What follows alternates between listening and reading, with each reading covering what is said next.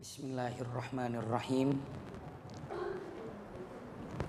Assalamualaikum warahmatullahi wabarakatuh.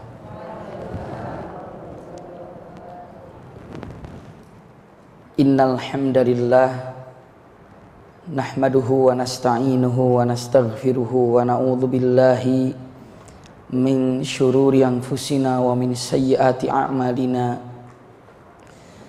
May yahdihillahu fala mudilla lahu wa may yudlilhu fala hadiyalah.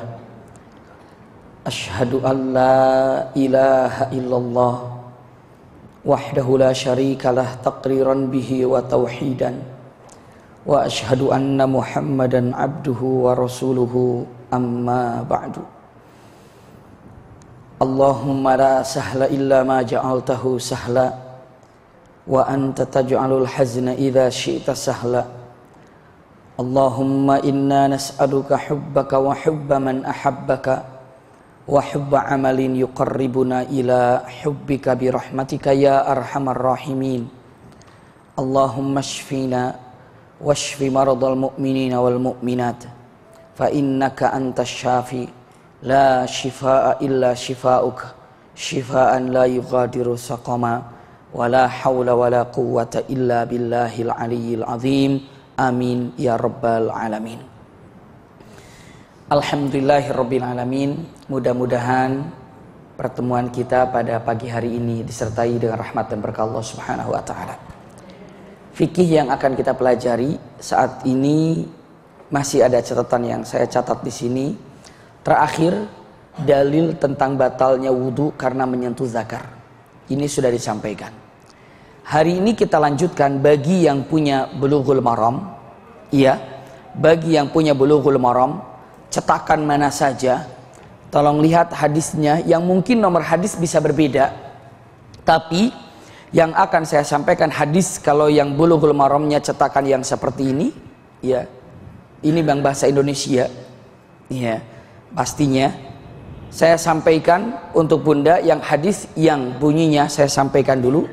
Wa an Aisyah radhiyallahu anha anna Rasulullah sallallahu alaihi wasallam qala man asabahu qay ya au ru'af au qadas au madhyun ya falyatawadda thumma yabni ala salatihi wa huwa fi dzalika la yatakallam. Ini adalah hadisnya, diriwayatkan akhrajahu Ibnu Majah, diriwayatkan oleh Ibnu Majah. Hadis ini kita lihat artinya Bunda. Nanti kita akan bahas lebih panjang tentang makna daripada hadis yang barusan disampaikan. Barang siapa yang muntah ya atau mimisan. Jadi muntah itu qay, muntah. Mimisan itu artinya ru'af. Tahu mimisan? Mimisan, ya, mimisan keluar darah dari mana? Hidung, ya. Qay itu muntah. Kadang-kadang lagi sholat keluar, ya, akhirnya tertahan di sini, di mulut. Bagaimana kalau terjadi seperti itu? Lagi sholat ternyata kok ada basah, dilihat darah. Apa yang harus dilaksanakan? Au qalas. Qalas ini dikatakan keluar darah dari tenggorokan. Mungkin lagi gini Bunda, gitu kan? Tiba-tiba dilihat kok ada kelihatannya agak kurang enak, agak asin-asin. Ternyata iya darah, ternyata dilihat darah. Bukan ingus kan, ceritanya lagi darah ini. Iya. Iya, darah agak asin enggak tuh? Iya, agak asin. Kalau itu kan agak manis-manis kalau itu. Darah agak asin-asin dilihat, maka apa yang terjadi? Saya ulangi lagi. Ibu lagi sholat, posisinya lagi sholat, bukan tidak lagi sholat. Kalau ibu lagi tidak sholat mungkin nggak ada masalah. Ibu lagi tidak sholat, tiba-tiba ibu dapatkan ketika duduk misalnya, didapatkannya, oh mimisan. Ya istilahnya ibu lagi tidak sholat, tadinya juga ibu lagi tidak punya wudhu. Ya.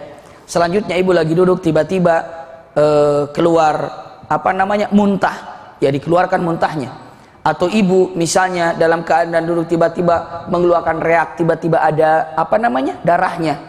Karena apa? Bunda, sebelum saya lanjutkan, Kalau ibu sedang sholat dan dalam posisi kurang sehat, kemungkinan bersin, kemungkinan mengeluarkan balgham itu ya reak itu dalam bahasa Arab, baik melalui hidung atau di antara hidung dan tenggorokan harus dikeluarkan, maka saat itu mungkin bisa bawa tisu ya, masukkan ke dalam kantong, ataupun sholatnya sambil pegang tisu, tidak apa-apa ya. Jadi kita keluar ambil tisu, tapi punten disimpan di tempat yang memang ibu juga sudah menyiapkan di tubuh ini, kira-kira karena sakit jadi sudah persiapan. Kalau laki-laki mungkin tidak susah, karena apa? Banyak ada kantongnya. Tapi kalau mau kena ada kantongnya nggak kira-kira? Nggak ada. Iya. Jadi mungkin dalam keadaan sakit ya sudah, ibu tidak usah dipersulit ketika melaksanakan sholat, misalnya memang dalam keadaan sakit, ya bisa dimasukkan tisunya ke dalam, atau sudah disiapkan bawa tas yang memang ada tisunya di situ. Di sini tasnya terbagi dua, yang satu tisu yang bersih, yang ini tisu yang kotornya. Begitu keluar, ambil tisu itu, masukin lagi. Terus, nggak apa-apa, dalam sakit nggak apa-apa, silakan. Iya, sebisa mungkin ibu melakukan hal seperti itu, tapi tetap jaga kebersihan, terutama yang di samping kiri kanan juga tidak sampai iltifatun nazar, maknanya tidak jijik melihat kita. Iya, khusus lempar di depannya, aduh, gimana? Lempar kirinya, oh itu udah jadi kacau. Tapi caranya seperti itu ya, simpan ini, itu boleh. Ini dalam situasi sholat. Qai, muntah. Kadang-kadang muntahnya tiba-tiba keluar, apalagi kalau sudah makan banyak.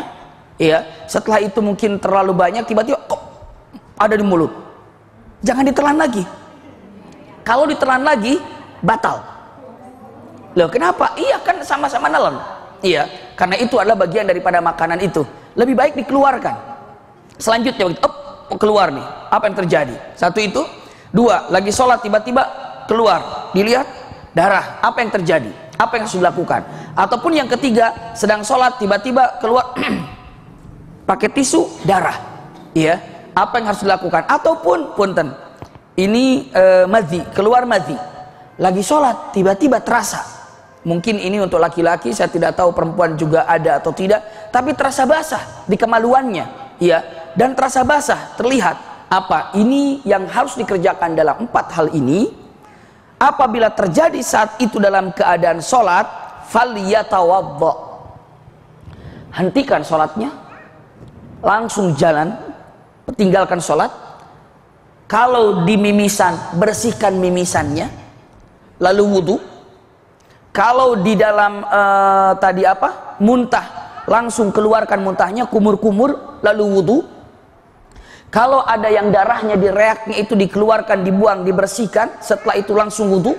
Iya, subhanallah. Kalau yang ada di dalam madhi ini untuk laki-laki, iya, masuk dan punten dibersihkan lalu wudhu. Iya. Setelah itu apa? Kembali lagi ke masjid dan melaksanakan sholat tanpa membatalkan sholat. Bisa dipahami nggak bunda?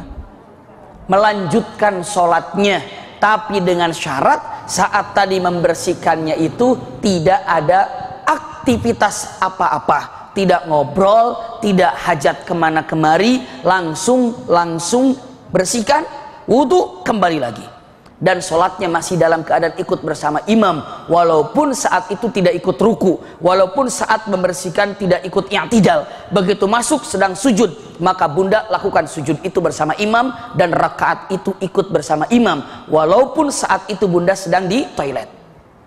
Bisa dipahami nggak bunda? Dengan syarat, dengan mengatakan summal yabni ala sholatihi, lanjutkan sholatnya, wa huwa fi dzalika la yatakallam, tapi dengan syarat saat melakukan aktivitas itu tidak berbicara.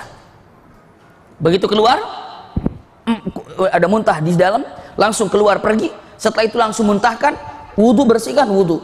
Kalau ada orang, nah ketika ditanya kenapa muntah ya, kalau ibu nanya iya, ini udah batal, karena ada kalam.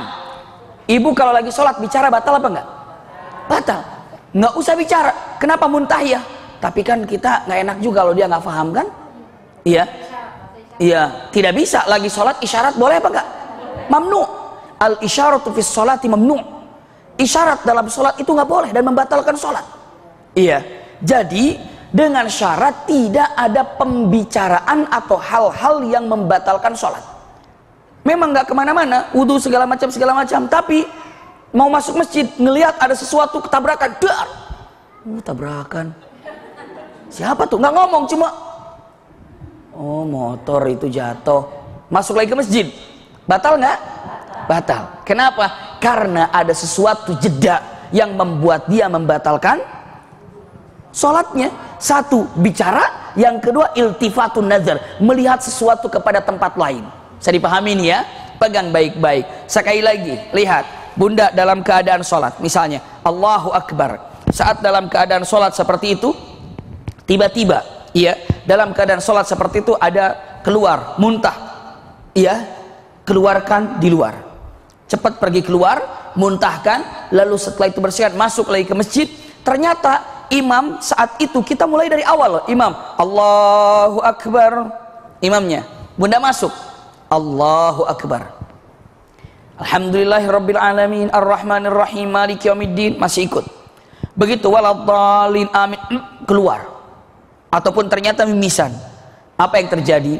Bunda cepat keluar, iya, bersihkan mimisannya atau bersihkan qaidnya, muntahnya. Setelah bersihkan qaid dan muntahnya, bunda masuk lagi. Masuk lagi ke dalam, ternyata pas lagi sujud, apa yang dikerjakan? Ikut sujud. Begitu masuk, Allahu Akbar, ikut sujud. Iya, Allahu Akbar. Nanti terhitung satu rakaat itu, terhitung. Kenapa? Karena itulah yang disampaikan Rasulullah, terhitung satu rakaat. Tapi nggak ikutan, enggak. Tadi batal, tidak. Kenapa? Karena tidak ada orang yang lagi sholat Allahu Akbar, mudah-mudahan muntah, nggak ada. Mudah-mudahan mimisan, nggak ada. Jadi itu tidak diundang. Maka lakukan seperti itu dengan syarat satu tadi, tidak ada pembicaraan, tidak bicara ketika mulai meninggalkan masjid, wudhu sampai selesai, balik lagi tanpa berbicara. Yang kedua, tanpa ada jeda menyaksikan sesuatu. Itu dia. Ada apa misalnya dengan lagi wudhunya bersihkan, lewat ternyata mumpung keluar nih sendal, mendingan dititipin aja lah. Atau mumpung keluar nih, saya cek dulu masjid mobil tadi dikunci apa enggak ya? Ke mobil, klik, nggak ngomong apa-apa. Tapi itu jeda, berarti sholatnya batal. Berarti ketika ikut lagi imam, rakaat pertama tidak ikut. Sama kalau seandainya di rakaat kedua qaidnya sama, berarti nanti tinggal lanjutin rakaat keduanya, rakaat ketiga tinggal lanjutin. Itu yang disampaikan oleh hadis ini dengan mengatakan berwudu karena beberapa hal, diantaranya qaid ataupun namanya muntah, ru'af, mimisan, qalas. Itu artinya apa tadi? Dahak darah, iya. Amadjun itu laki-laki keluar madhi. Ini adalah kenapa?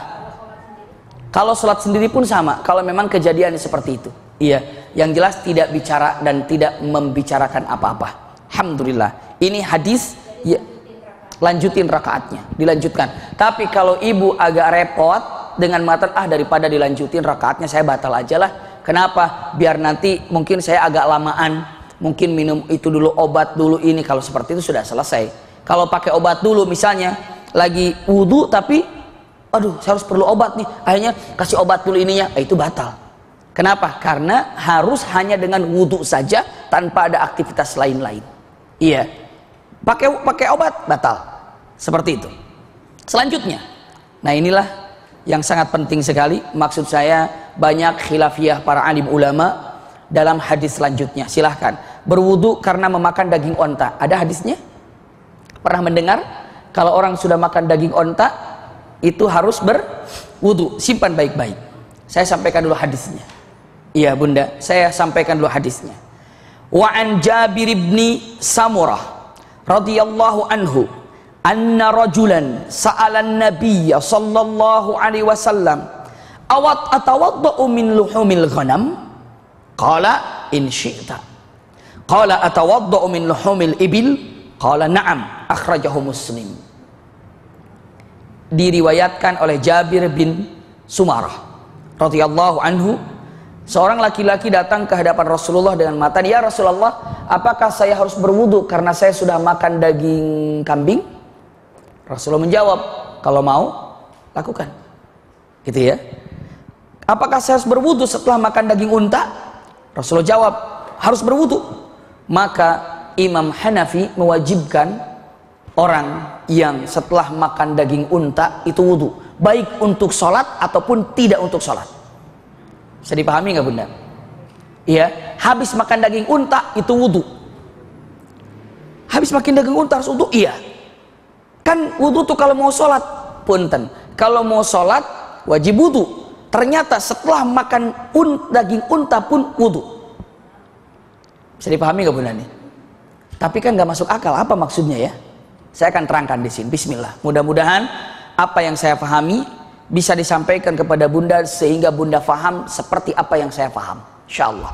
Iya. Bunda, dalam hadis Rasulullah SAW sahih dengan mengatakan, ini perlu perhatian dengan konsentrasi pastinya. Rasulullah bersabda dengan mengatakan al-ba'ir atau al-jamalu minasyaitan, bahwa unta ini dari setan. Kaget nggak Bu? Waduh, unta dari setan. Maksudnya apa? Apakah unta itu bagian secomot dari wujud setan dibikin unta? Bukan, bukan. Lihat ketika dengan mengatakan unta itu dari setan. Kalau dalam hadis dikatakan seperti itu dan itu hadisnya sahih, Bunda jangan berpikir dengan mengatakan, oh berarti unta itu setan. Tidak. Maksudnya, lihat Bunda, ketika dikatakan, pernah dengar nggak al-ghadabu minasyaitan, marah itu dari setan. Di sini suka marah nggak? Ada yang suka marah di sini? Berarti dia setan apa bukan? Hah? Bukan. Namun sifat marah itu bagian daripada sifat setan. Bisa dipahami nggak ya? Orang yang marah itu panas. Bahkan kalau dilihat ngebul itu. Orang lagi marah itu ngebul, maksudnya itu saking panasnya, berasap. Saya ulangi lagi, ketika dikatakan hadis sahih al-ghadabu minasyaitan, marah itu dari setan. Pertanyaannya, kalau ibu pernah marah berarti ibu setan apa bukan? Kalau saya pernah marah berarti saya setan apa bukan? Bukan. Namun marah itu maksudnya daripada sifat setan, melekat dengan sifat setan. Marah itu. Maka hati-hati. Saya pernah menyampaikan di sini beberapa penyakit, ya kan? Di antaranya adalah penyakit yang parah itu adalah ghadab. Kalau orang sudah gampang marah itu penyakit kronis itu. Kenapa? Karena sudah sangat dekat dengan iblis. Iblis itu memancing orang untuk gampang marah. Hati-hati. Makanya kadang-kadang orang harus diruqyah atau diobati oleh diri sendiri dengan sering baca Quran. Kalau temperamentur, apa namanya? Itu dia temperamental. Subhanallah, saya mau sosok gaya ternyata keseleo. Orangnya temperamental, subhanallah. Kalau temperatur,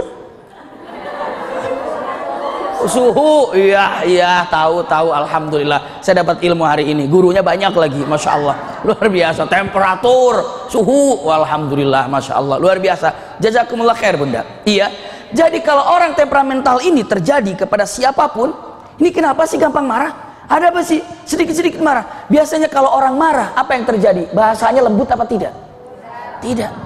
Jeng, aku marah loh. Nggak ada tuh. Subhanallah. Boleh nggak aku tampar kamu? Nggak ada tuh. Well, aku tampar kamu. Begitu kan? Ini aku marah nih. Seperti itu. Jadi kalau orang marah itu, na'udzubillah, suara kencang, mata melotot, maka Rasulullah katakan, al-ghadabu minasyaitan. Marah itu adalah sifat daripada sifat setan. Maka kata Rasulullah, obati pertama kali dengan wudu. Fa inna syaitana minan nar. Sesungguhnya syaitan itu terbuat dari api.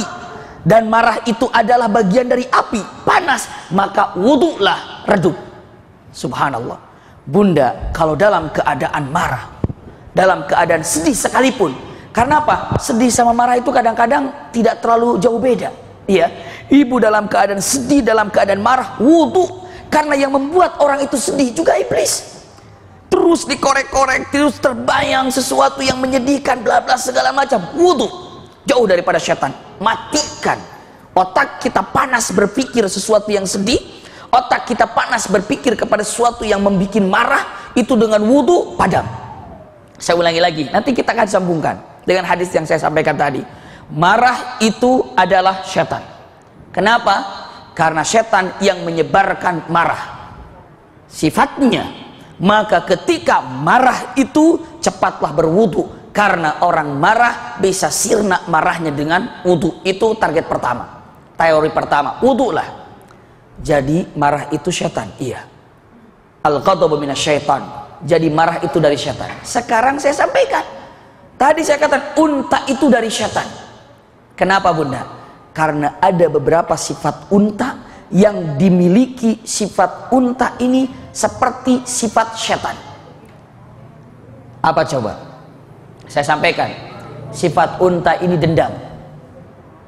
Sifat unta ini kalau marah harus puas kepada yang dimarahinya. Caranya unta ini bisa endang sampai orang itu mati. Kalau tidak bisa, bisa ditutupi oleh tubuhnya sampai dia mati. Walaupun dihajar, ditembak, nggak apa-apa, biarin. Yang penting saya puas nyakitin orang tersebut. Ini sifat unta bunda. Sifat unta. Coba lihat bunda, orang yang memelihara, walaupun ada positifnya unta ini, sehingga dalam Al-Quran unta ini dijadikan sebuah pertanyaan. Afala yanzuruna ilal ibili kaifa khuliqat. Apakah kalian tidak tahu, tidak perhatikan bagaimana unta ini diciptakan? Banyak hal yang aneh dalam unta.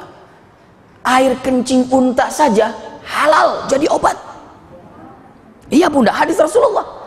Air kencing unta itu bersih. Yang punya sakit jantung minumlah air kencing unta. Yang rambutnya rontok-rontok nggak tumbuh-tumbuh, sirami dengan air kencing unta. Iya. Yang kulitnya apa? Eksim, gatal-gatal, itu Rasulullah menyampaikannya dengan air kencing unta. Subhanallah. Lebih baik lagi unta yang pagi kencingnya. Makanya mahal. Air kencing unta lebih mahal daripada susu unta. Oh, ada yang pesan air kencing unta? Daripada untanya, mungkin kata yang punya unta orang Badu di sana, wah unta nggak kencing-kencing, aku aja yang kencing. Subhanallah. Dan subhanallah, kemarin waktu tahun dulu saya umroh, itu cuma ada 2 botol. Orang berebut. Akhirnya karena dia duluan, dapatlah. Subhanallah, orang wah dapat dia kencing unta. Dia bawa pakai botol, biar tidak terlalu ini, maksudnya gini, biarkan kita haus, disimpan di dalam kulkas biar agak dingin aja, nggak usah campur apa-apa. Saya tanya, dia nanya gimana, karena baunya luar biasa. Lalu dia simpan di dalam kulkas, dia habis tawaf, ya, biar haus sengaja nggak minum, biar kalau lagi haus kan nggak peduli bawa apa kan. Dalam keadaan haus sekali, sudah sangat haus sekali, tawaf, langsung datang ke kamar, dibuka karena berharap minum, baru dibuka saja muntah. Orang itu nggak sanggup. Lalu dia bilang ditaruh. Begitu ditanya, air kencing untanya mana? Dibuang semuanya, nyesel. Kenapa? Orang mahal, satu itunya 20 real. Satu apa? Satu botolnya. Air susu unta, satu botol itu 10 real. Bedanya berapa? 10 real. Maka punten, Allah ciptakan dari unta itu sesuatu hal yang luar biasa. Bukan hanya sekedar itunya, bukan hanya air kencingnya, tapi punten, unta ini kalau sabar, tapi sekali marah itu kayak setan.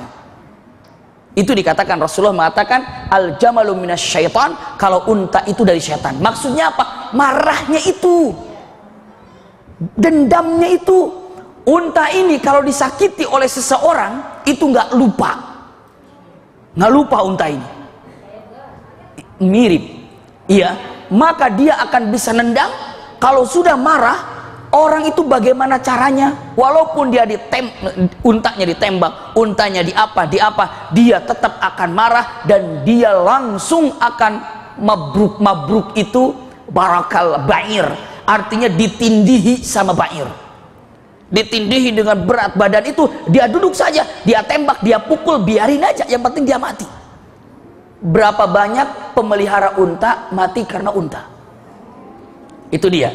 Makanya dengan mengatakan kalimatnya, kalau bunda sekarang sudah paham artinya dengan mengatakan al-ba'iru minasyaitan. Ba'ir itu ternyata apa? Unta itu dari setan. Maksudnya bukan jelmaan setan, bukan. Sifat yang dimiliki oleh unta itu ada sifat pendendam, ada sifat emosional yang menggebu-gebu. Iya, memang kelihatan jarang marah, tapi sekali marah habis. Itu loh unta. Iya, punten. Oh, silakan agak merapat. Silakan. Nah, silakan. Iya. Insyaallah 5 tahun lagi Rumil jadi rumah besar nanti. Amin. Amin. Silakan. Hah? Oh, saha. Oh, ini. Silakan Bunda.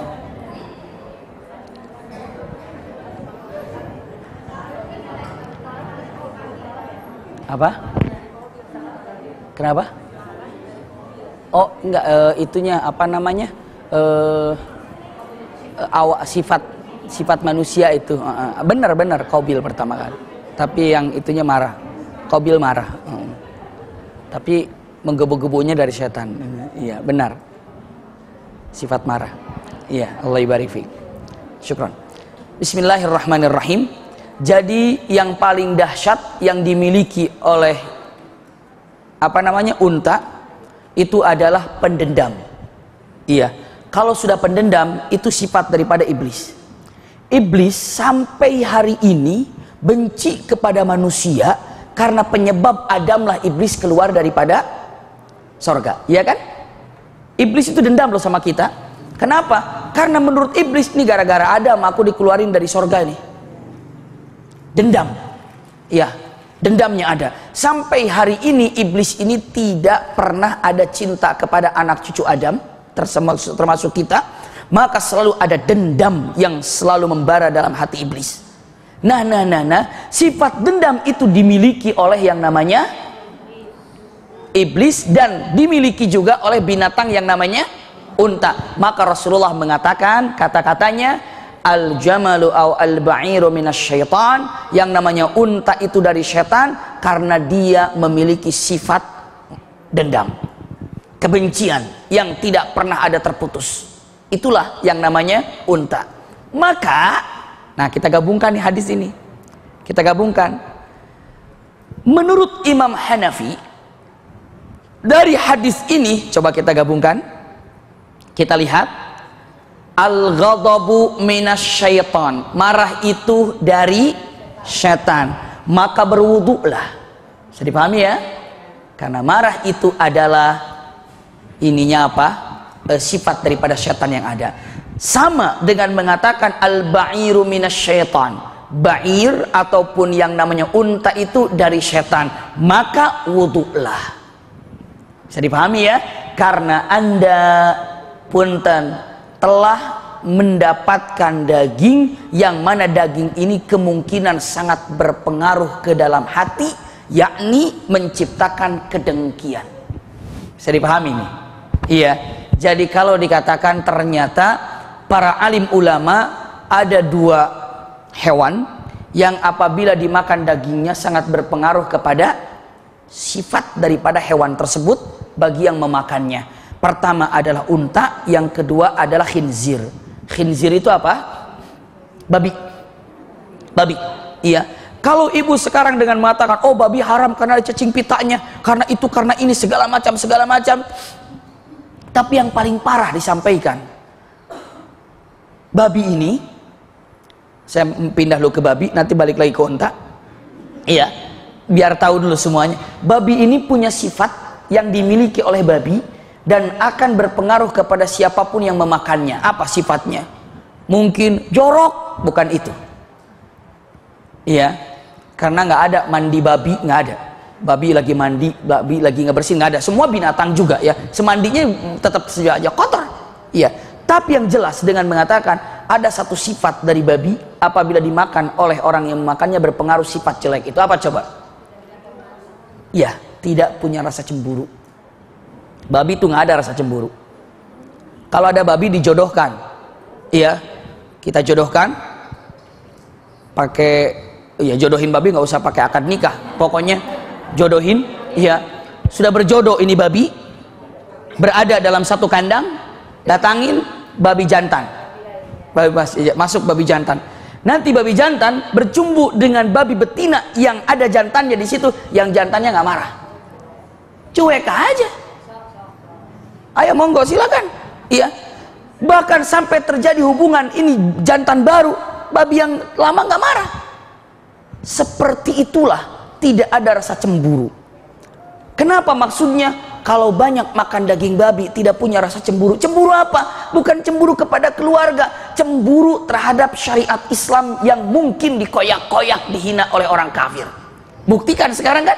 Kira-kira banyak nggak dari makanan, dari coklat, dari es krim, dari apa dan apa yang mengandung lemak babi? Kira-kira banyak nggak sekarang? Banyak. Buktinya apa? Ketika Islam dihujat, Islam dihina, Rasulullah dicemoohkan, banyak yang nggak marah? Banyak. Kenapa? Nah itu dia, sudah hilang rasa ininya apa, cemburunya itu tidak ada. Biarin aja, santai aja. Subhanallah, hakikatnya bukan hanya sekedar untuk marah dan itu, karena orang-orang kafir tahu semakin banyak mengkonsumsi babi, cemburunya hilang. Cemburu kemana? Cemburu sesuatu yang dicintainya, sementara yang paling dicintai dalam hidup ini adalah Allah dan Rasulnya. Kalau saja orang dicintai Allah dan Rasulnya dihina seperti itu, sudah tidak punya cemburu, nggak apa-apa. Subhanallah, siapa sih ibu di sini? Ibu di sini, karena kita punya suami, bunda punya suami, ada orang menghina suami, marah nggak kira-kira? Marah, karena cinta, iya kan? Tapi kalau nggak cinta, ibu benci kepada seseorang, terus orang yang kita benci diomongin dan dimarahi, kira-kira marah apa senang? Senang. Baguslah dimarahin, mampuslah dia, saya nggak suka sama dia, begitu ya. Tapi kalau ada orang yang kita cintai lalu diomongin, lalu dimarahi, kita marah. Persis kalau seandainya daging babi banyak dikonsumsi, beberapa alim ulama mengatakan menghilangkan sifat yang paling harus dimiliki oleh orang mukmin adalah cemburu. Cemburu, subhanallah. Kalau sudah tidak punya cemburu, ya seperti itulah. Seperti itulah, sangat mengerikan sekali. Nah, balik lagi. Yang kedua adalah unta. Unta kalau dimakan dagingnya, takut menjadi lebih banyak apa? Pendendam. Maka unta dari setan, wudulah setelah memakannya, untuk menghilangkan efek daripada sifat tersebut. Berarti kalau daging babi wudu juga, itu mah memang haram, nggak boleh dimakan. Kan orang suka cari-cari aja alasannya. Oh, kalau pakai unta wudu gampang, babi juga wudu. Kalau babi ini sudah diharamkan dalam Al-Quran, dalam hadis Rasulullah SAW. Jadi bunda, sekarang bunda tahu dengan hebat luar biasa hadis ini dengan mengatakan, wa an Jabir ibni Samurah radhiyallahu anhu, ia diriwayatkan oleh Jabir, datang seorang laki-laki kepada Rasulullah, ya Rasulullah, apakah saya harus berwudu ketika saya setelah makan daging kambing atau sapi? Rasulullah katakan, apabila mau wudulah. Iya. Apabila saya sudah makan daging unta, apakah saya wudu? Wudulah, kata Rasulullah. Iya. Iya. Kenapa? Dijawab dalam hadis lain, karena unta itu dari setan, bukan jelmaan setan, tapi ada sifat yang dimiliki oleh unta adalah seperti sifat iblis. Sifat setan adalah kedengkian, dengki, dendam, pendendam. Inilah yang ada. Maka inilah tentang masalah wudu ketika sudah makan daging unta.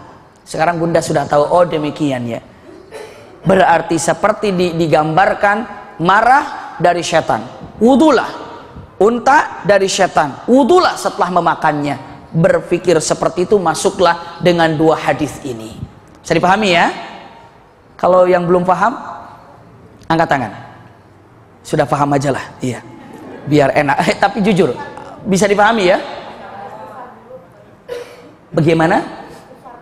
Ketika makan dagingnya, iya, ketika makan daging bismillah saja. Ya bismillah, karena daging itu halal, nggak ada masalah. Jangan motong, oh berarti haram. Tidak, halal daging itu, halal daging itu ya. Bahkan positifnya, kalau seandainya bisa bersabar, lihat unta juga adalah makhluk yang sabar. Tapi kalau sudah dendam, kedengkiannya luar biasa. Bisa dipahami ya? Jadi sifat unta itu dendam, kedengkian. Kalau sudah masuk dengki, apapun bisa dikerjakan. Bisa dipahami ya? Selanjutnya, iya, barang siapa yang memandikan mayit hendaklah mandi, dan barang siapa yang menggotongnya hendaklah berwudu. Ini hadis pun berbeda pendapat, namun saya ulangi lagi. Kalau Imam Syafi'i setelah makan daging unta nggak perlu wudu, cukup kumur-kumur saja kalau mau sholat. Kalau Imam Syafi'i, iya. Tapi kalau Imam Hanafi berwudu. Jadi hadis ini pun berbeda pendapat dalam dua imam ini. Jadi kalau ibu dengan mengatakan, oh ibu faham, enggak, saya nggak perlu wudu, kenapa? Sama-sama daging. Tapi kalau ibu sekarang, saya sih wudu, kenapa? Karena kata-katanya sama, marah dari setan, maka wudulah. Daging apa tadi? Unta dari setan, maka cocok untuk berwudu juga. Maksudnya sifatnya, marah sifat daripada yang namanya setan. Lalu apalagi? Satu lagi apa tadi? Dengki juga sifat daripada setan. Hal ini kayaknya bagus untuk berwudu, silahkan. Iya, mana yang paling dipahaminya oleh bunda? Yang kedua, tentang masalah memandikan jenazah. Bunda sudah belajar kan di sini memandikan jenazah kan? Sudah? Sudah? Nanti kalau ada jenazah baru kita mandiin di sini. Iya. Belum, kayaknya udah di sini deh. Ada waktu itu ada penataran apa namanya mandikan jenazah. Pelatihan memandikan jenazah. Bunda, cara memandikan jenazah itu gampang sekali, mudah sekali.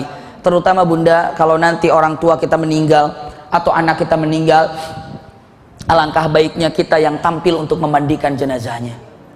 Paling tidak ajarkan kepada anak bagaimana cara memandikan jenazah. Subhanallah, memandikan jenazah itu yang penting.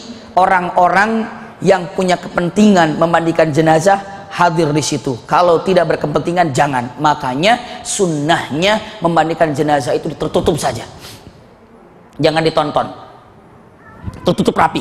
Iya, caranya pun ketika memandikan jenazah, ketika ayah kami meninggal rahimahullah, alhamdulillah kami berdua sama adik saya Ustaz Zamzam memandikan jenazah, dibantu oleh beberapa orang, tapi yang mengaturnya adalah kita berdua. Ya, saya bagian atas, adik saya bagian bawah. Dan walaupun dalam keadaan susah, tidak terkontrol, sedih, tapi masih apa? Masih bisa memandikan jenazah menurut yang saya pahami. Dengan adik saya pahami, didudukan sejenak, saya pegang begini, lalu adik saya mengeluarkannya, yang lain mengaturkan jenazah semuanya segala macam. Tapi ya susah ya, karena juga di pesantren, para santri semuanya tetap saja ingin menyaksikan cara pemandiannya. Iya, maka saat itu tidak sempat, jangan sampai terlihat auratnya, tertutup auratnya. Subhanallah, dimandikan seperti itu. Jadi cara memandikan jenazah pun ada tata caranya, bunda. Iya, tata cara memandikan jenazah itu seperti apa? Saya balikan gini, saya balikan gini. Ini adalah satu hal yang paling baik ketika memandikan jenazah. Bunda, alangkah baiknya bunda belajar cara memandikan jenazah untuk memandikan keluarga yang paling kita cintai, orang tua, iya, adik, kakak, mandikan. Itu cara memandikan jenazah. Kadang-kadang orang lupa dan tidak bisa memandikan jenazah. Mudah sebenarnya cara memandikan jenazah itu. Bagaimana cara memandikan jenazah? Nanti kita insya Allah mudah-mudahan satu kesempatan kita akan belajar cara memandikan jenazah, insya Allah. Iya, belajar lagi untuk memandikan jenazah. Iya, karena harus diulangi. Imam Syafi'i dengan mengatakan, kata Imam Syafi'i, saya tidak puas kalau menyampaikan satu pelajaran belum 100 kali. Subhanallah, satu judul itu 100 kali, satu judul 100 kali. Kalau belum 100 kali murid-muridnya lupa, Imam Syafi'i mengatakan saya yang salah. Kenapa? Belum 100 kali. Subhanallah. Kadang-kadang sekarang ada guru yang nggak sabar. Kan kemarin udah dibilang. Wah, gimana sih? Astagfirullah. Udah 3 kali. Jadi kalau belum 100 kali itu kayaknya kurang puas. Itu yang disampaikan oleh Imam Syafi'i. Jadi nanti kita baru 1 kali kan, berarti 99 kali lagi. Pas ke 99 pas wafat. Pas kan? Iya. Pas praktek. Iya. Iya, jadi mayatnya nanti ada boneka. Saya ada boneka. Insya Allah ya masih ada bonekanya kita praktekkan. Tapi mungkin tidak bisa dilihat oleh semuanya. Gimana caranya kecuali kalau memang semua siap berpadat-padatan. Ya, praktek bagaimana cara membungkus dengan kain kafannya atau memandikannya. Lihat dalam hadis ini. An Abi Hurairah radhiyallahu anhu qala an-nabiy sallallahu alaihi wasallam man ghassala mayyitan falyaghtasil. Siapa yang telah memandikan jenazah maka segeralah dia mandi. Mandi wajib maksudnya. Iya, falyaghtasil. Wa man hamalahu falyatawadda. Tapi kalau yang mengantarnya sampai kuburan, maka berwudulah. Maka berwudulah. Pertanyaannya, saya sampaikan dulu. Riwayat ini sampaikan akhrajahu Ahmad wa Nasa'i wa Tirmidzi wa hassanahu wa qala Ahmad la yasihu fi hadzal bab syai'. Maka dengan adanya hadis ini, para alim ulama, kalau Bunda sekarang mendapatkan hadis ini, orang yang memandikan jenazah harus apa tadi? Mandi. Orang yang membawa jenazah ke kuburan harus wudu.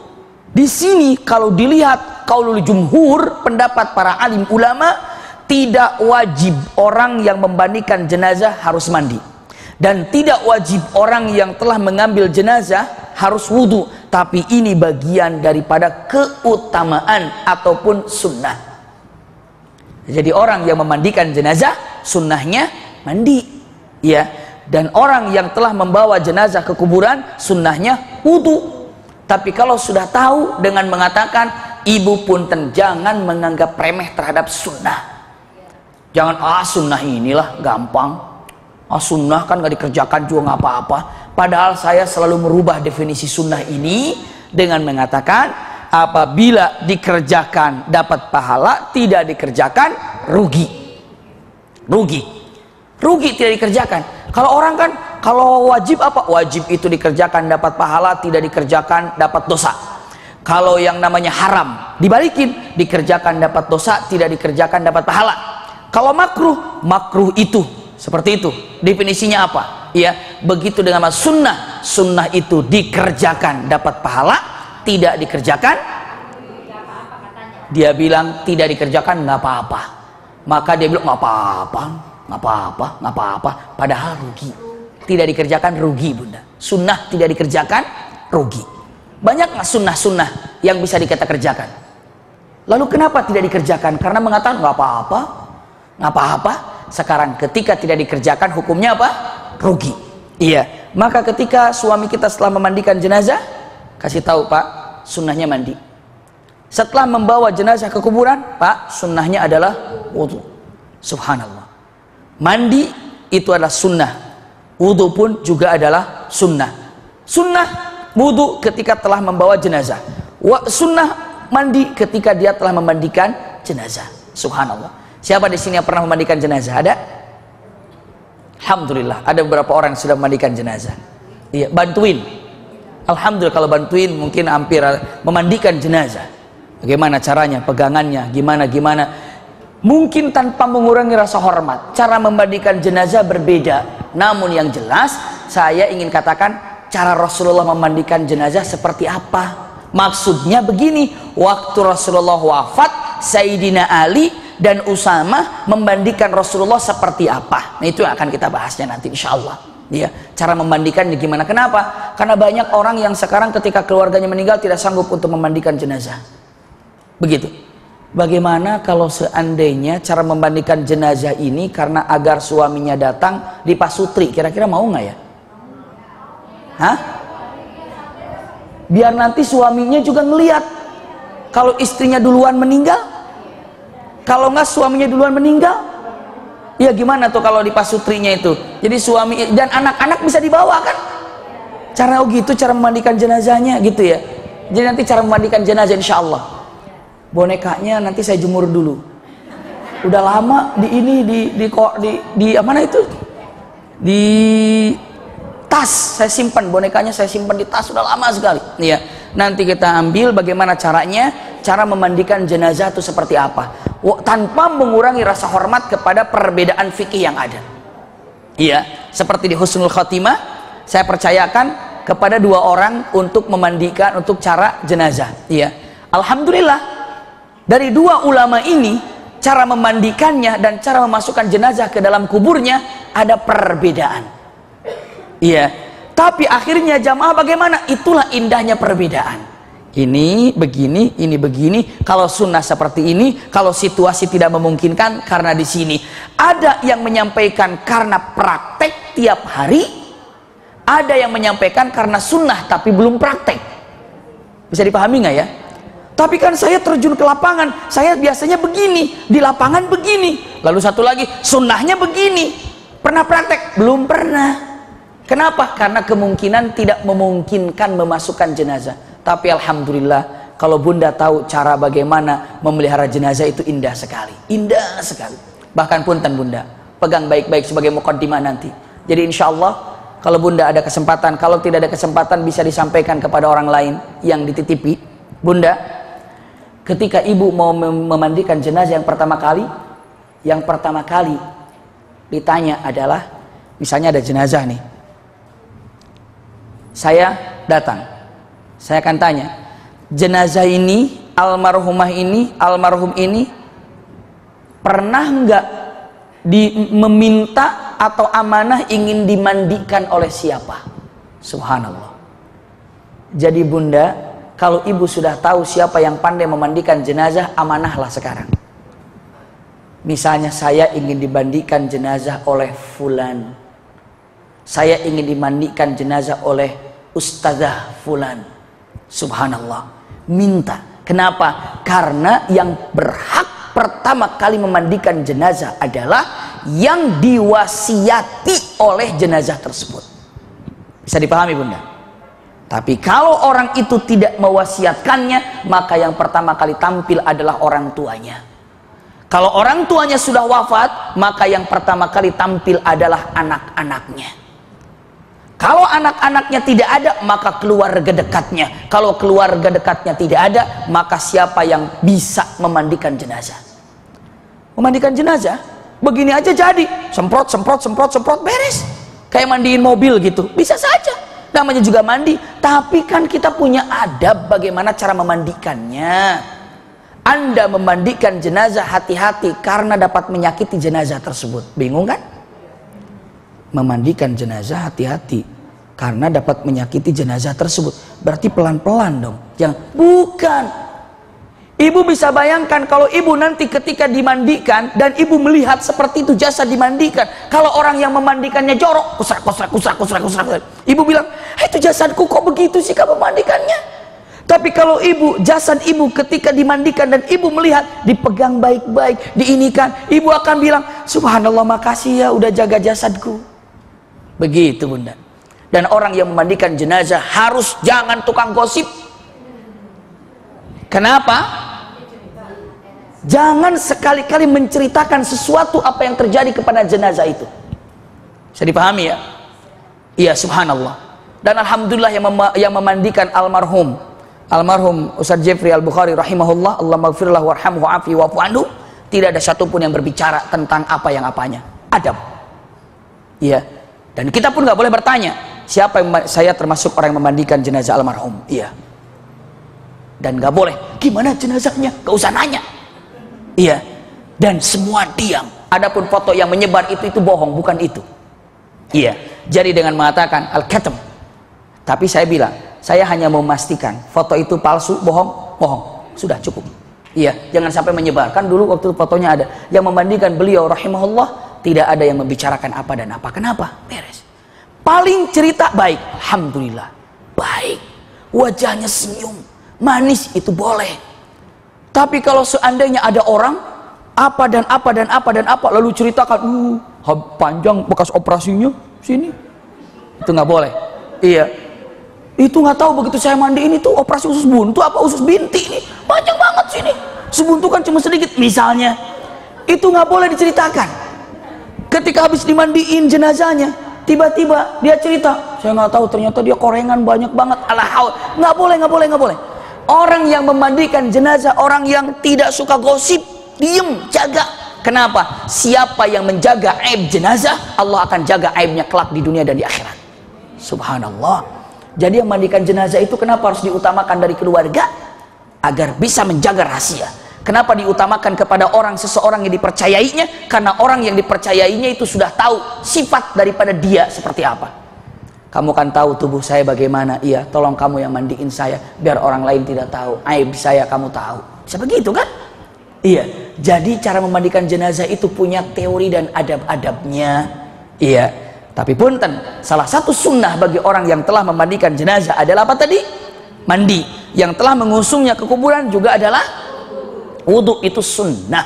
Silakan lakukan. Iya, walaupun beberapa ulama mengatakan, oh ini kayaknya wajib, tapi ala qaul jumhur dikatakan ini adalah sunnah. Masya Allah. Iya. Saya lanjutkan.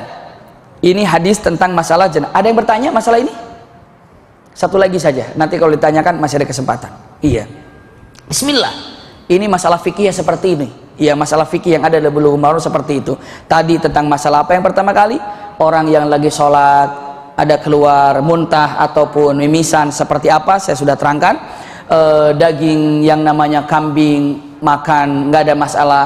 Lalu yang namanya unta pun nggak ada masalah. Tapi Imam Hanafi mengharuskan wudhu karena apa? Saya sudah sampaikan. Ya, cara ketika orang membandingkan jenazah, sunnahnya berwudhu, yang membawa jenazah ke kuburan sunnahnya, tadi mandi, yang membawa jenazah sunnahnya apa? Berwudhu. Hadis selanjutnya, tidak boleh menyentuh Al-Quran kecuali orang yang suci.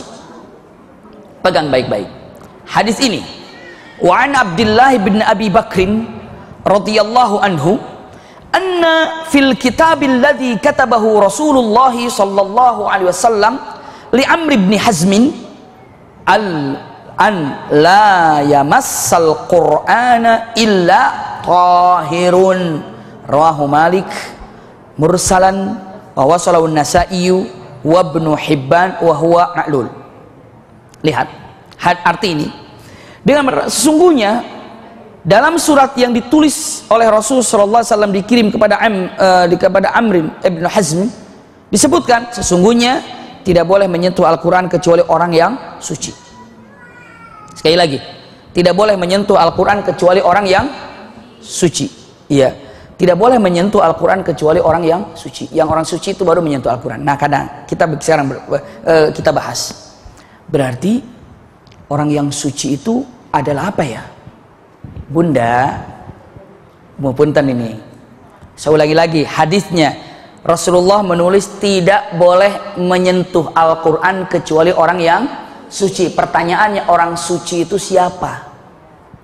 Pertanyaan, orang yang suci itu apa? Jawaban pertama, orang yang suci itu adalah orang yang tidak punya hadas besar ataupun hadas kecil. Iya, ataupun dengan mengatakan paling tidak orang ini adalah punya wudhu, karena wudhu ini adalah mensucikan. Bisa dipahami nih? Ini pertama. Jadi sampai hari ini ada orang yang berpendapat tidak boleh menyentuh Al-Quran kecuali orang yang suci. Berarti hanya boleh Al-Quran ini disentuh oleh orang-orang yang punya wudhu. Bisa dipahami ya? Karena dalam wudhu itu kan niat aku wudhu walaupun tidak diucapkan, ya, niat berwudhu dalam hati dengan mengatakan menghilangkan hadas kecil. Jadi orang yang suci di sini adalah orang yang punya wudhu. Berarti orang yang tidak dalam keadaan suci tidak menyentuh Al-Quran. Di antaranya apa? Orang yang sedang haid, orang yang sedang nifas, ataupun orang yang tidak punya wudhu. Punten ini berkembang, ya. Tapi ini saya singkatkan dulu. Lalu selanjutnya seperti apa? Pegang baik-baik. Kalau orang yang sedang nifas, orang yang sedang haid, mutlak tidak boleh pegang, tidak mutlak. Ada beberapa alasan. Misalnya ibu sedang haid tapi melihat Quran di bawah, dibiarin apa dipindah? Pindah. Tempat yang paling tinggi. Ibu ada anak lagi baca Quran, salah makhrajnya, salah bacaannya, ibu lagi haid, betulkan apa jangan? Betulkan. Bisa dipahami nih ya? Maka para alim ulama dengan mengatakan tidak boleh menyentuh membaca Al-Quran, maksudnya orang yang tidak bersih ini karena niatnya untuk taqarruban. Taqarruban itu semacam untuk membaca karena memang baca Al-Quran untuk zikir, taqarrub kepada Allah. Tapi kalau untuk belajar dan untuk mengajar, silahkan. Saya dipahami ya? Simpan dulu, ini terlalu jauh melangkahnya. Tapi untuk pengetahuannya, kalau untuk belajar, untuk menghafalnya karena belajar, beberapa ulama dengan mengatakan gini, kalau memang dia membaca Al-Quran lalu menghafal seperti itu belajarnya, para alim ulama mengatakan bukan untuk menghafalnya, tapi untuk litadyiqil makna wa litashihil qiraah, Iya, untuk membenarkan bacaan. Karena kalau untuk menghafal sama dengan untuk takarrubnya kepada Allah Subhanahu wa taala. Iya, tapi kalau misalnya bacanya inna anzalnahu fi lailatul qadr. Kan di sini ada, iya, belajar Al-Qur'an, tahsin Al-Qur'an, Masya Allah. Setiap huruf yang dibaca ketika tahsin ingin memperbaiki huruf kha, jim, shin, zal, ta, itu adalah pahala yang tidak terkira, berlimpah. Subhanallah. Sama ketika ibu sedekah, tahu bunda sedekah? Ketika bunda sedekah, itu uang yang disedekahkan itu ngomong sebetulnya dalam hadis qudsi, tapi kita tidak dengar. Ibu, ketika ibu berbuat sedekah, sama ketika ibu sedang mengucapkan jim, shin, sod, ta, itu adalah luar biasa pahalanya, berlimpah. Dan huruf-huruf itu akan menjadi saksi kelak di akhirat, membenahi bacaan. Termasuk ketika bunda bersedekah, uang yang bunda keluarkan itu bicara 3 kalimat. Begitu bunda mengeluarkan uang untuk infak sedekah, uang itu bicara. Yang pertama kali bicara apa? Dengan mengatakan, sebetulnya aku sedikit, tapi engkau yang telah membuat aku jadi banyak. Kenapa? Kalau infak 100.000 itu menjadi 700 kali lipat, jadi berapa itu? Berapa? Subhanallah, bukan hanya sekedar itu, sampai berlipat ganda yang tidak tahu berapa lipat gandanya. Maka begitu dikeluarkan 1.000, 2.000, 3.000, uang itu bicara kepada kita dengan mengatakan kuntu qalilan wa katsartani. Dulu aku sedikit, sekarang engkau telah membuat aku berlipat ganda. Situ uang bicara. Lalu uang itu bicara apa lagi? Uang itu ngomong lagi dengan mengatakan kata-katanya yang luar biasa, kunta harisi wal an ana harisuk. Sebelumnya engkau yang menjagaku, tapi sekarang aku yang akan menjagamu. Subhanallah. Sebelumnya engkau yang menjaga aku, tapi sekarang aku yang menjagamu. Persis seperti aurat yang sekarang bunda tutup. Kata aurat yang ibu punya, sekarang engkau menjaga aku, nanti aku yang jaga kamu. Subhanallah. Sekarang engkau tutup aku, nanti aku akan tutup kamu. Allahu Akbar. Luar biasa. Sama semuanya. Sekarang coba bunda di tempat seperti ini, mungkin ada yang tapi nggak ada saya kelihatan ibu kegerahan. Kenapa? Hatinya adem. Cuma saya sendiri yang kegerahan di sini karena ngomong terus. Haus juga nggak? Oh iya haus, nanti saya minum, tenang. Subhanallah. Lihat, ketika ibu menutup aurat yang ada, semua akan bicara satartani wa ba'da dzalika asturuk. Hari ini engkau menutupi aku, tapi satu saat nanti aku yang akan menutupi kamu. Dari apa? Menjaga dari api neraka, menjaga dari panasnya alam mahsyar. Allahu Akbar. Ini dana uang yang dikeluarkan, engkau penjagaku, tapi nanti sekarang ini setelah engkau keluarkan aku yang akan menjagamu. Subhanallah, luar biasa. Lalu kata uang ketika dikeluarkan, apa uang bicara lagi? Harta itu dengan mengatakan kuntu fana. Aku ini dulu fana. Fana itu apa? Tidak langgeng, tidak nyata, habis. Iya, dulu aku ini cuma sementara, fana. Tapi dengan dikeluarkannya seperti ini, aku jadi abadi. Jadi abadi, itu ketiga. Dana yang dikeluarkan. Subhanallah. Punten, yang membuat kita abadi itu kan amalan kita kan? Subhanallah. Bunda, sebetulnya bunda ini banyak sekali hal-hal untuk menjadikan diri bunda ahli surga. Masya Allah. Mahal. Wanita yang sangat mahal, yang dijaga oleh Allah Subhanahu wa ta'ala. Banyak kelak nanti di akhirat bisa menjadi ahli jannah karena tubuhnya. Masya Allah. Punten bunda, kita ingin nggak sesuatu yang kita punya orang lain tahu? Pengen nggak begitu? Dalam hati kita, begitu kita punya handphone baru, pengen nggak orang lain tahu kalau kita punya handphone baru? Sedikit. Ada sedikit ya. Sedikit banyak sama saja. Iya, kita punya jilbab baru, pengen orang lain tahu. Iya, kita punya tas baru, mungkin pengen orang lain tahu. Nggak apa-apa, silakan.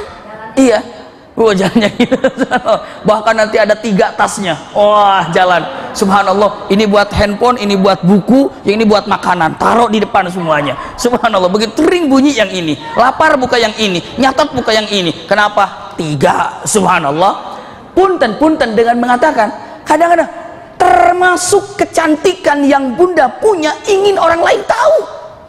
Mungkin Mungkin. Maka ketika menjaga apa yang bunda miliki khusus untuk orang yang halal, yang dicintai, maka hakikatnya seperti itulah dengan mengatakan keindahanmu yang kau punya lalu diserahkan kepada orang yang berhak saja, hari ini kelak di akhirat aku akan melindungi seperti engkau telah melindungi aku. Subhanallah. Pegang baik-baik. Ini ada wanita-wanita solehah seperti ini. Berbahagialah dengan keindahan yang dimilikinya. Masya Allah. Karena walau bagaimanapun wanita itu, waduh, semuanya keindahan. Syairnya indah. Wanita itu dari kepala sampai ujung kaki itu keindahan. Iya kan? Wanita itu indah semuanya. Rambutnya dijadikan syair. Ininya tuh apa namanya? Jadiin syair. Subhanallah. Jidatnya jadi syair. Jidat nong-nong nggak ada semua, tapi jidat syair. Hidung syair. Pertemuan alis syair. Pipi syair, bibir syair, dagu syair, lebah bergantung. Subhanallah. Ini kayaknya ada penyair di sini. Ini syair. Coba semuanya. Lentik dari jemarinya syair. Saknya syair. Sak itu paha, semua syair. Cara jalannya syair. Itu adalah memang identiknya keindahan. Maka jaga keindahan itu. Iya. Jaga keindahan itu kepada untuk yang berhaknya. Usikum wa iyaya nafsi bitaqwallah. Coba laki-laki mau cekin syair apa? Gigimu bagaikan apa ya? Gigimu bagaikan benteng Takeshi misalnya. Apa coba, bingung. Matamu bagaikan macan juga nggak bisa. Kan macan tuh gagah kan? Tapi kalau dibilang wajahmu bagai macan, wah, ngeri. Apa ya? Hebatnya apa laki-laki kayak apa ya? Jenggot. Jenggotnya, kalau jenggot itu mah sunnah. Coba bagaimana, coba, bingung. Jenggotmu bagaikan apa misalnya yang dari itu apa nama jagung tuh, ada yang begituan. Kan susah, gimana coba? Apa itu sarang lebah? Susah, bagaimana coba? Maka kalau laki-laki itu dibikin syair itu susah. Iya. Tapi kalau perempuan semuanya jadi keindahan, maka pantas yang paling mahal itu adalah wanita solehah. Wanita solehah, keindahan yang luar biasa dimiliki. Dunia ini akan terasa indah dengan wanita solehah. Masya Allah, luar biasa. Jadi kesana tadi ya, kita nggak ngapain tadi. Jauh banget ya. Tadi masalah sedekah, masalah Quran. Ini suci, bersih. Iya. Dengan mengatakan bahwa ibu berpendapat, saya tetap kalau orang yang bersih wudu, saya akan pegang Quran. Iya. Kalau saya dalam keadaan tidak bersih, saya tidak pegang Quran. Bisa dipahami ya? Satu itu berpendapat. Jadi dengan matan tidak disentuh Quran kecuali oleh orang-orang yang suci, maksudnya punya wudu. Otomatis dia tidak berada dalam hadas besar. Itu pendapat pertama. Pendapat kedua juga kuat. Maksud suci di sini la yamassal Quran illa tahir. Tidak disentuh Al-Quran ini kecuali orang yang bersih. Orang bersih itu maksudnya orang mukmin, orang muslim. Bisa dipahami nggak bunda? Kenapa? Karena dalam Al-Quran, tolong cari, ada firman Allah subhanahu wa ta'ala, innamal musyrikuna najas. Sesungguhnya orang musyrik itu najis. Lawannya najis apa? Suci, tahir. Karena dalam Al-Quran innamal musyrikuna najasun, sesungguhnya orang musyrik itu najis, berarti orang musyrik tidak boleh pegang Al-Quran. Makna di sini tahir adalah muslim. Maka ada orang nggak punya wudhu juga pegang Al-Quran. Kenapa? Karena saya tahir. Kan tahir itu bukan harus punya wudhu, bukan. Tahir itu artinya muslim. Coba lihat bunda, ikhtitamnya. Lihat innamal musyrikuna najasun, surah apa? Ada yang bisa bantu? Iya. Ada dalam firman Allah Subhanahu wa taala surat Taubah. Iya, surat At-Taubah. Ya ayyuhalladzina amanu innamal musyrikuna najasun. Ada di surat Taubah ayat 28. Catat saja. Iya. Jangan dihafalkan sekarang. Nanti nggak hafal-hafal. Di rumah hafalinnya, lama nanti ngapalinnya. Di ayat 28 Surat Taubah. Surat Taubah, innamal musyrikuna najas. Sesungguhnya orang musyrik itu adalah najis. Maka orang mukmin adalah bersih suci. Di sini tidak boleh disentuh Quran ini kecuali orang yang suci. Maknanya adalah orang yang muslim. Berarti orang kafir tidak boleh menyentuh Quran. Disitulah perbedaannya. Bisa dipahami ya?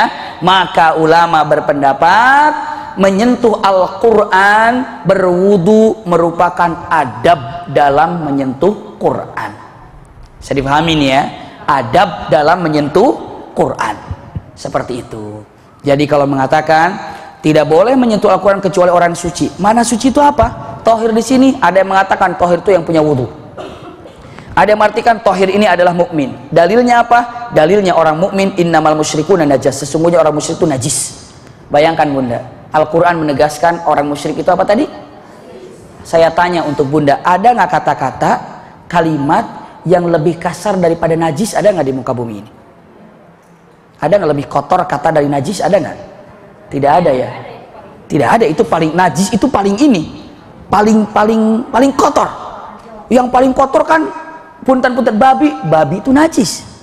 Yang paling kotor itu kan punten-punten anjing juga najis. Najis itu kata-kata yang paling kecil, paling kotor, dan Allah tempelkan kepada orang musyrik. Innamal musyrikuna najas. Sesungguhnya orang musyrik itu najis. Subhanallah. Kata siapa? Allah. Lalu Allah katakan apa? Fala yaqrabul masjidil haram ba'da amihim hada. Dan aku haramkan orang najis ini untuk datang ke tanah suci Makkah, Madinah. Haram hukumnya. Dibilangnya pun adalah najis. Bisa dipahami Bunda ya? Jadi dalam ayat ini, dalam hadis ini, sesungguhnya berwudu untuk memegang Al-Quran itu pun bagian daripada adab seseorang mukminin mukminat. Ya. Hadis selanjutnya adalah boleh berzikir kepada Allah setiap saat. Nah, maksudnya kalau mau zikir nggak perlu wudu. Bisa dipahami? Ibu lagi gini, lagi apa, nggak perlu wudu. Zikir mah zikir saja. Subhanallah, subhanallah, alhamdulillah, alhamdulillah. Nggak perlu wudu. Karena dengan mengatakan boleh berzikir kepada Allah setiap saat. Maksudnya tanpa perlu harus punya wudu. Hadisnya sangat jelas. Kana Rasulullah sallallahu alaihi wasallam yadhkurullaha ala kulli ahyanihi. Bahwa Rasul sallallahu alaihi wasallam selalu ingat kepada Allah dalam setiap waktu dan dalam setiap kesempatan. Itu maknanya zikir. Untuk lebih luas makna zikir seperti apa yang biasa Rasulullah lakukan dan keutamaan zikir apa yang didapatkan apabila orang pandai zikir, bulan depan kita jumpa insyaallah. Iya, karena bulan depannya lagi kita akan jumpa dengan fikih. Kalau besok itu kan sirah. Oh, ada minggu 5 ya? Ya udah terserah nantilah. Ya, ada 5 minggu nih. Wah, alhamdulillah bisa Car Free Day berarti saya hari minggunya. Soalnya alhamdulillah sekarang saya sudah dapat izin setiap minggu pengajian sudah tidak ada. Iya, jadi mulai setelah haji yang ahad itu sudah tidak ada pengajian lagi kecuali yaitu kayak nganter penganten gitu ya. Iya, hari minggu saya ada. Iya. Nanti insya Allah tanggal 26 hari akan menikah insya Allah dengan pilihannya ya, alhamdulillah ya, saya juga yang milih sih sebetulnya ya, boleh di ini. Iya, alhamdulillah insya Allah tanggal 26 iya iya, memang untuk hari ahad ini bukan untuk apa-apa tapi memang untuk anak-anak iya, ternak terik iya, antara anak dan istri iya. Iya, jadi waktu kita jalan di hari Ahad kapan gitu ya, karena nggak pernah ada. Mungkin Bunda sih mungkin suka ketemu sama anak-anak, tapi kita selalu berangkat sebelum subuh. Kadang begitu datang anak sudah tidur sebelum subuh saya berangkat lagi, anak-anak pada nanya dengan mengatakan Abi pulang nggak ya gitu. Iya, sampai anak saya yang ketiga begitu saya datang kan saya harus terus belajar. Begitu datang ke rumah saya baca itu anak yang ketiga itu apa yang dia lakukan. Bisik ke uminya, dia bilang, Mi, Dede kangen pengen meluk Abi cuma malu. Oi, coba gimana? Anak memeluk ayahnya malu. Sampai sebegitunya saya kurang ajarnya ini, subhanallah. Akhirnya banyak dinasihati oleh kawan-kawan, sama ya, jangan begitu, jangan begini. Habis di jalan dengan ada omongan apa-apa, subhanallah. Seperti itu ya, makanya pas saya lagi jalan sama anak-anak itu saya pegang. Yang pertama di kanan, yang kiri di depan saya, yang kedua di kiri, yang tengah sama ngabri. Itu yang pertama ngomong apa? Ih, enak banget ya. Jalan sama Abi kita pede. Coba selama ini mungkin saya nggak bisa bikin pede dia kalau dia keluar, subhanallah. Iya, karena berangkatnya sama ayahnya orang. Iya nyon, sampai saya tuh nggak pernah paham bunda. Anak saya yang pertama ngobrol, Bi, enak tadi pergi ke sana sama siapa? Sama ayahnya Fulan, ayah. Saya cuma oh gitu. Padahal anak saya bilang kamu kemana aja gitu tuh. Cuma dia nggak berhak bertanya, seperti mungkin malu ya. Cuma dia sebutkan ayahnya ini begini loh, Bi, baik banget Bi. Ayahnya ini nyindir, cuma saya nggak paham. Saking pinternya saya gitu, nggak ngerti. Istilahnya dibalik gitu. Saking apanya? Saking nggak ngertinya dengan keluhan anak. Setelah itu alhamdulillah majelis-majelis yang di hari Ahad, saya minta izin, mohon seperti yang dekatnya di sini yang hari Ahad itu di mana? Di Al Ihsan, di Bukit Pusaka, itu yang dekat-dekatnya. Yang jauhnya di mana? Yang ada di Rempoa, ada yang di sana, itu sudah tutup semuanya dan alhamdulillah mereka menerimanya, alhamdulillah. Kecuali kalau hari Ahad pun sama ada baiknya apa, karena banyak pernikahan di hari Ahad kan. Itu punten sekali kalau ada undangan pernikahan. Dulu saya tidak sempat menghadirinya, insya Allah kalau sekarang asal hari Ahad insya Allah bisa. Iya, hari Ahad insya Allah hanya untuk menghadiri. Kalaupun ada yang jenazah meninggal, saya nggak datang. Kalau meninggalnya ibu hari Ahad, insya Allah saya datang. Iya, pesen ya. Iya, seperti itu. Doa untuk untuk ibunda kita tercinta, ibu atau daripada mamahnya Mbak Vera, semoga diberikan kesehatan oleh Allah Subhanahu Wa Taala. Ibu saya juga dalam keadaan sakit, belum sehat 100%, baru mulai sehat, subuh-subuh udah ke masjid, jatuh lagi di halaman masjid gitu, mulai sakit lagi. Tapi alhamdulillah sudah biasa jatuh kali ya. Jadi istilahnya apa? Dia terima aja, senyum-senyum saja. Tapi semoga Allah berikan kesehatan untuk beliau. Juga borongan ini untuk keluarga saya, Mama Nin, ibunya Umi juga sakit di lututnya. Biasa katanya pengapuran. Kalau mertua saya sakit di sini ada apa? Dibilangnya kista, jadi suaranya itu habis. Iya, saya yang ceramah, beliau yang habis suara. Iya, tapi bukan dari kerongkongan, dari kistanya ya, di pita suaranya. Semoga juga diberikan kesehatan oleh Allah Subhanahu Wa Taala. Ada sahabat kami sama teman-teman perjuangan di komplek, Ibu Hajah Ai juga operasi hamil di luar nikah, di luar kandungan. Iya, hamil di luar kandungan. Iya, saya nggak ngerti gimana ceritanya bisa hamil di luar kandungan, tapi semoga hari ini dioperasinya. Iya, semoga diberikan kemudahan oleh Allah Subhanahu Wa Taala. Dan yang sakit siapapun dari keluarga kita, semoga Allah berikan kesehatan lahir dan batin. Sekali lagi umroh 27 Desember, insya Allah. Saya 27 bukan 29 ya, kuotanya terbatas karena biar tidak terlalu banyak yang berangkat umrohnya. Mudah-mudahan nanti kalau sudah cepat masuk ya, tidak masuk lagi ya, maksud saya tidak terlalu banyak untuk mengambilnya karena liur, khususnya pada waktu liburan itu pasti kredit di dalam masalah urusan hotel, terutama di Madinah. Di Madinah sekarang hotel mulai susah lagi, di Mekah pun sama seperti itu sudah dari lama. Jadi ini saja dapat saya sampaikan. Semoga yang sakit semuanya diberikan kesehatan oleh Allah Subhanahu Wa Taala. Yang sehat diberikan kenikmatan lebih nikmat untuk beribadah pada Allah Subhanahu Wa Taala. Rabbana taqabbal du'aana ya karim. Rabbana atina min ladunka rahmatan wa hayyi' lana min amrina rasyada. Rabbana atina fid dunya hasanatan wa fil akhirati hasanatan wa qina adzabannar. Subhana rabbika rabbil izzati amma yasifun wa salamun alal mursalin walhamdulillahi rabbil alamin. Jazakumullah khair ala husni istima'ikum lakum minni al-hubbu wad du'a. Wassalamualaikum warahmatullahi wabarakatuh.